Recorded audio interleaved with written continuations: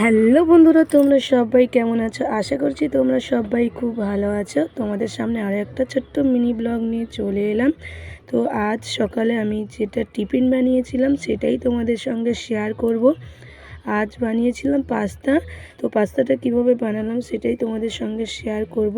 তো প্রথম সব রকম সবজিগুলো আমি কেটে নিয়েছি সুন্দরভাবে। তারপরে কড়াইতে তেল দিয়ে আমি ডিমটাকে ভাজি করে নিয়েছি। আর এই পারে দেখো পাস্তাটা আমি সেদ্ধ করে রেখেছি। তারপরে কড়াই আবার তেল দিয়ে দিয়েছি বিনস গাজরটা হালকা করে নেড়ে চেড়ে বাদবাকি সব সবজিগুলো দিয়ে দিয়েছি। পেঁয়াজ কালি, ক্যাপসিকাম, আলু, টমেটো, পেঁয়াজ দিয়ে ভালো করে নেড়ে চেড়ে সুন্দরভাবে লাল লাল করে ভেজে নেব। তো সুমা হাজরা ইউটিউব চ্যানেলে যারা যারা এখনও সাবস্ক্রাইব করনি, প্লিজ বন্ধুরা তোমরা একটু সাবস্ক্রাইব করে ভালোবাসা দিও। আর ভিডিওটা কেমন লাগছে অবশ্যই কমেন্টে জানাবে। তো সুন্দরভাবে আমি নেড়ে চেড়ে নিচ্ছিলাম, টমেটো কুচিও দিয়েছিলাম।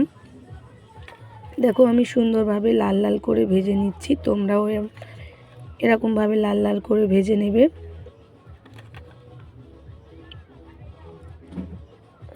তো আমার ভাজা হয়ে গিয়েছে, আমি ভাজাটা তুলে নিয়েছি। আর দুটো কাঁচা লঙ্কা রেখেছি, এই কাঁচা লঙ্কাটা লাস্টে দেব। তো দেখো কড়াই তেল দিয়ে আবার আমি পাস্তাটা দিয়ে দিয়েছি।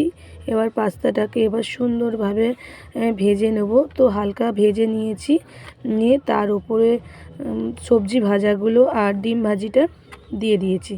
দিয়ে সুন্দরভাবে আবার নেড়ে চেড়ে নেব, মিক্স করে নেব সব কিছু একসঙ্গে।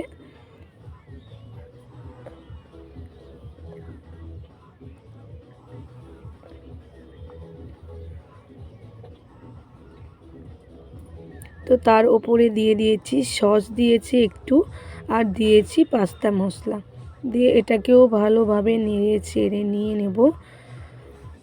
তো দেখো আমার হয়ে গেছে কমপ্লিট, পাস্তা করা কমপ্লিট হয়ে গেছে। তোমাদের কেমন লাগলো অবশ্যই কিন্তু জানাবে। আর এই পারে মশলা ছাড়া তুলে নিয়েছিলাম, ওটা হচ্ছে ছেলের জন্য, আর এটা হচ্ছে বরের জন্য মশলা দেয়া, কারণ ছেলে ঝাল খায় না ওই জন্য। তো যাই হোক বন্ধুরা, ভিডিওটা এই পর্যন্ত, টাটা।